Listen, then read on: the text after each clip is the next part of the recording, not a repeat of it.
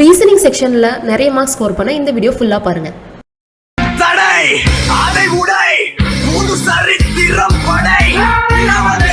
Reasoning strategy அப்படின்னு நம்ம எல்லார் மைண்ட்லயும் வர்றது என்ன அப்படின்னு பார்த்தீங்கன்னா ப்ரிப்பரேஷன் ஸ்ட்ராட்டஜி தான்.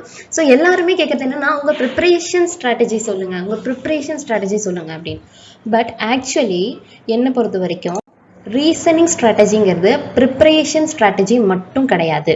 ஓகே, ப்ரிப்பரேஷன் ஸ்ட்ராட்டஜி மட்டும் கிடையாது. ஓகே, என்னை பொறுத்த வரைக்கும் 3 kinds ஆஃப் ஸ்ட்ராட்டஜி இருக்கு. ஓகே, ஃபர்ஸ்ட் தான் அதில் ப்ரிப்பரேஷன் ஸ்ட்ராட்டஜி. ஓகே, நெக்ஸ்ட் வந்துட்டு exam point of view strategy. Okay, exam point of view strategy அப்படின்னா ஒரு எக்ஸாம் நோட்டிஃபிகேஷன் வந்தோடனே நம்ம என்ன பண்ணுறோம், அந்த பாயிண்ட் ஆஃப் வியூவில் நம்ம எப்படி ப்ரிப்பேர் பண்ணுறோம், அதுக்கு ஒரு ஸ்ட்ராட்டஜி இருக்குது. நெக்ஸ்ட் வந்துட்டு எக்ஸாம் டே ஸ்ட்ராட்டஜி. அங்கே அட்டெம்ப் பண்ணும்போது, எக்ஸாம் நடக்கும்போது என்ன மாதிரி மைண்ட் செட்டில் நம்ம அட்டென்ட் பண்ணணும் அப்படிங்கிறதுக்கான ஸ்ட்ராட்டஜி. ஸோ இந்த 3 ஸ்ட்ராட்டஜியுமே ஃபாலோ பண்ணும்போது தான் நம்மளால் ஒரு எக்ஸாமை கிளியர் பண்ண முடியுது. ஸோ நான் கடந்து வந்த எக்ஸ்பீரியன்ஸில் என்னால் புரிஞ்சுக்க முடிஞ்சது இதுதான். ஸோ எனக்கு தெரிஞ்ச ஸ்ட்ராட்டஜியை நான் உங்க கூட ஷேர் பண்ணுறேன். ஓகே, இந்த வீடியோவை நான் ஆக்சுவலி நெக்ஸ்ட் வீக் ஒரு லேட்டராக அப்லோட் பண்ணலான்ட்டு இருந்தேன். பட் ரெக்வெஸ்ட்னால நான் இந்த ஸ்ட்ராட்டஜி வீடியோவை உடனே அப்லோட் பண்ணுறேன். ஆக்சுவலி எனக்கு நாளைக்கு டிவி இருக்குது இல்லையா, ஸோ டிவி இருந்தாலும் பரவாயில்ல, அட்லீஸ்ட் ப்ரிப்ரேஷன் ஸ்ட்ராட்டஜியை மட்டுமாச்சும் நம்ம அப்லோட் பண்ணிடலாம். So that you can start preparing accordingly இல்லையா. Every single day matters. So இந்த வீடியோவில் ப்ரிப்ரேஷன் ஸ்ட்ராட்டஜியை மட்டும் நான் உங்களுக்கு எக்ஸ்பிளைன் பண்ணிடுறேன். ஓகேவா, ஸோ எப்படி ப்ரிப்பேர் பண்ணலாம் அப்படின்னு. இது பிகினர்ஸுக்குமே யூஸ்ஃபுல்லாக இருக்கும், ஆர் வெரி குட்டாக ப்ரிப்பரேஷனில் இருக்கவங்களுக்குமே இது வந்துட்டு யூஸ்ஃபுல்லாக இருக்கும். ஓகே, ஸோ ப்ரிப்ரேஷன் ஸ்ட்ராட்டஜி அப்படிங்கும்போது ஃபர்ஸ்ட் வந்து மார்க் டெஸ்ட். ஓகே, எல்லாருமே ஏதாவது ஒரு வெப்சைட் ஒரு அப்ளிகேஷனில் மார்க் டெஸ்ட் வாங்கியிருப்பீங்க. அது எந்த அப்ளிகேஷனாக இருந்தாலுமே ஓகே தான். ஓகே, ஃபர்ஸ்ட் நான் சொல்கிறேன், இதுவா அதுவான்னு கன்ஃபியூஸ் ஆகாதீங்க. இப்போதைக்கு உங்கள் கையில் ஒன்று இருக்கும், அப்படி இல்லைன்னா கண்டிப்பாக ஒரு செட் ஆஃப் மார்க் டெஸ்ட் வாங்கிக்கோங்க. என்னை பொறுத்த வரைக்கும் ஆல் பேங்க்ஸுக்கு சேர்த்த மாதிரி ஒன்று இருக்கும் இல்லையா, அது வாங்கிக்கோங்க, எந்த பிளாட்ஃபார்மை சூஸ் பண்ணியிருந்தாலும் சரி. ஸோ ஃபர்ஸ்ட் வந்துட்டு மார்க் டெஸ்ட் சீரீஸை வாங்கிக்கோங்க. ஓகேவா, ஸோ இப்போ மார்க் டெஸ்ட் சீரீஸை வாங்கிட்டீங்க. ஓகேவா, மார்க் டெஸ்ட் சீரீஸை வாங்கிட்டீங்க அப்படிங்கும்போது என்ன பண்ணுங்க, டெய்லியுமே அதில் டெஸ்ட்ஸ் போட ஆரம்பிங்க. டெய்லி, ஐ சே டெய்லி இந்த சென்ஸ் அட்லீஸ்ட் கொஞ்சமாச்சும். ஓகேவா, கொஞ்சம் கொஞ்சமாக இம்ப்ரூவ் பண்ணுங்க. ஐயோ நான் டெஸ்ட்டே போடாமல் இருக்கேன், கிட்டத்தட்ட ஒரு 2 months ஆச்சு எக்ஸாம்ஸ் இல்லாமல், நான் டெஸ்ட்டே போடுறதில்ல அப்படின்னாலுமே ஓகே. ஓகே, இப்போ ஒரு டெஸ்ட்டை போட ஆரம்பிங்க, ஒரு செக்ஷன் தான் கம்ப்ளீட் பண்ணுறீங்க அப்படின்னா இட்ஸ் ஓகே. ஓகே, நெக்ஸ்ட் வந்துட்டு அதனுடைய ரிவ்யூ, நெக்ஸ்ட் வந்துட்டு ப்ராக்டிஸ் செஷன்ஸ். இது 3மே ப்ரிப்ரேஷன் ஸ்ட்ராட்டஜியில் ரொம்ப ஒரு முக்கியமான திங். ஓகே, 3மே ப்ரிப்ரேஷன் ஸ்ட்ராட்டஜியில் ரொம்ப இம்பார்ட்டண்ட் அப்படின்னு நான் சொல்லுவேன். ஸோ ஃபர்ஸ்ட் வந்துட்டு mark test. Okay, mark test அப்படிங்கும்போது என்ன பண்ணணும்னா மினி குவிசஸ் இருக்குது, நிறைய அப்ளிகேஷன்ஸில் மினி குவிசஸ் இருக்குது. ஐ ப்ரிஃபர் அடா 247 இருக்கு இல்லையா, அதில் இது வந்து ப்ரொமோஷன்லாம் கிடையாது, நானே இப்போ தான் ஜஸ்ட் ஹெல்ப் பண்ணுங்கிறதுக்காக வீடியோஸ் அப்லோட் பண்ணுறேன். நான் யூஸ் பண்ணதை உங்களுக்கு சொல்கிறேன். ஓகேவா, ஸோ அடா 247 பார்த்தீங்கன்னா மினி மார்க்ஸ் இருக்கும். அந்த மினி மார்க்ஸை டெய்லியுமே அவங்க அப்லோட் பண்ணுவாங்க அண்ட் டெய்லியுமே இருக்கும். அது வந்து ஒரு 10 or 15 minutes தான் இருக்கும் ஒரு டெஸ்ட். ஸோ போட சலுப்பாகவே இருக்குது அப்படின்னாலுமே நீங்கள் வந்துட்டு இந்த 10 minutes or 15 minutes at least reasoning and aptitude மட்டுமாச்சும் போட்டுருங்க. ஓகேவா, ஸோ இந்த மினி குவிஸை டெய்லியுமே அட்டென்ட் பண்ணுங்க. ஓகே, அது இல்லாமல் டெய்லி அப்டேட்ஸ் இருக்கும் சில வெப்சைட்ஸில் பார்த்தீங்கன்னா, இந்த அன்னைக்கு டியூஸ்டேனா இந்த டெஸ்ட் இருக்கும், வெனஸ்டேனா இந்த டெஸ்ட் இருக்கும் அப்படின்னு சொல்லிட்டு ரீசனிங்க்கு டாபிக் வைஸாக கூட கொடுப்பாங்க. அந்த டெய்லி குவிஸை போட ட்ரை பண்ணுங்க. அதுவும் என்னால் முடியல அப்படிங்கிற பட்சத்தில் டெலிகிராமில் பார்த்தீங்கன்னா சில குரூப்ஸ் இருக்கும். ஓகே, அந்த குரூப்ஸில் பார்த்தீங்கன்னா டெய்லி ஒரு லென்த்தி பசில் மட்டும் போடுவாங்க. அதை மட்டும் அட்லீஸ்ட், அதாவது எதுவுமே பண்ண முடியாத பட்சத்தில் இது ஜஸ்ட் ஒரு 5 minutes எடுக்கும். ஸோ அதை மட்டும் அட்லீஸ்ட் நீங்கள் ஃபாலோ பண்ணுங்க. ஸோ மார்க் டெஸ்ட்டில் என்ன பொறுத்த வரைக்கும் ரொம்ப இம்பார்ட்டண்ட்டுங்கிறது வந்துட்டு இந்த மினி குவிஸ் தான்.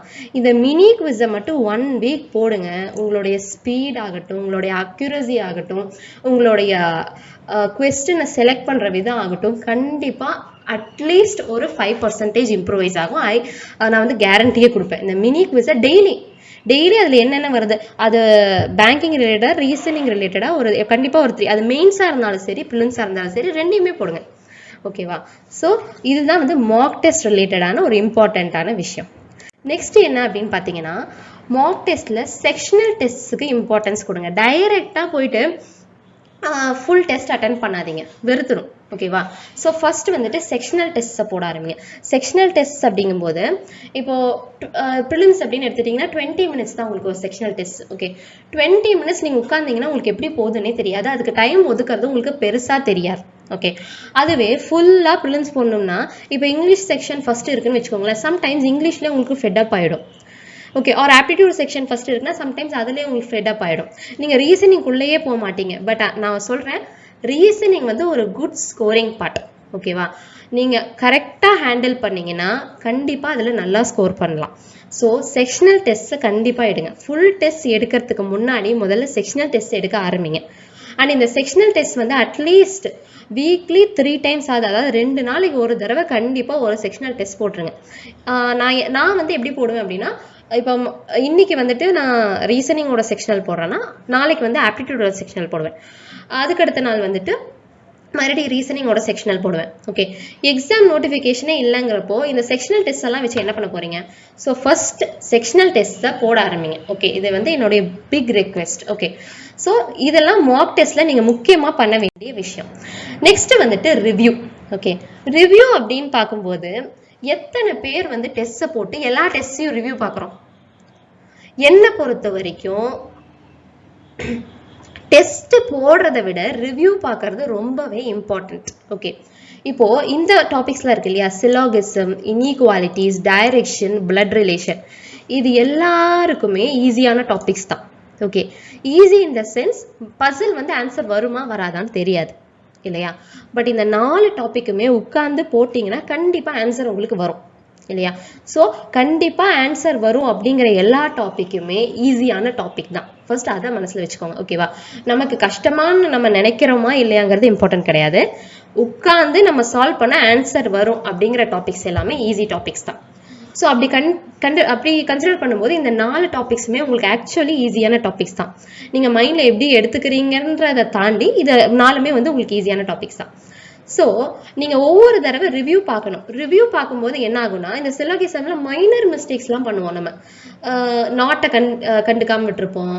அப்புறம் இந்த எய்தர் ஆர்ன்ட்டு ஒன்று இருக்கு இல்லையா, எய்தர் ஆர்ல ரெண்டுமே வந்துட்டு ஃபால்ஸா இருக்கும், ரெண்டுமே வந்துட்டு நாட் ஃபாலோயிங்கா இருக்கும். ரெண்டுமே நாட் ஃபாலோயிங்கா இருந்து ரெண்டுத்துலயுமே சேமா இருந்தா அது எய்தர் ஆர்ல வரும். அதை நம்ம மறந்துருப்போம்.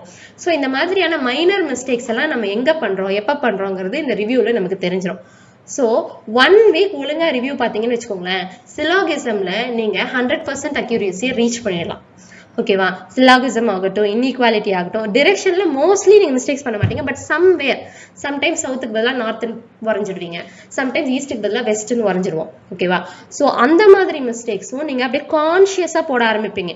ஓகே, ப்ராமிஸ், ஐ கன்ஃபார்மாக சொல்கிறேன், ஒரு 10 days ஒழுங்கா டெஸ்ட் போட்டு ஒழுங்கா ரிவ்யூ பார்த்தீங்க அப்படின்னா கண்டிப்பாக இந்த 4 செக்ஷன்லையுமே நீங்கள் 100% அக்யூரசி இதை அட்டன் பண்ணால் கண்டிப்பாக ஃபுல் மார்க் வாங்குவீங்க.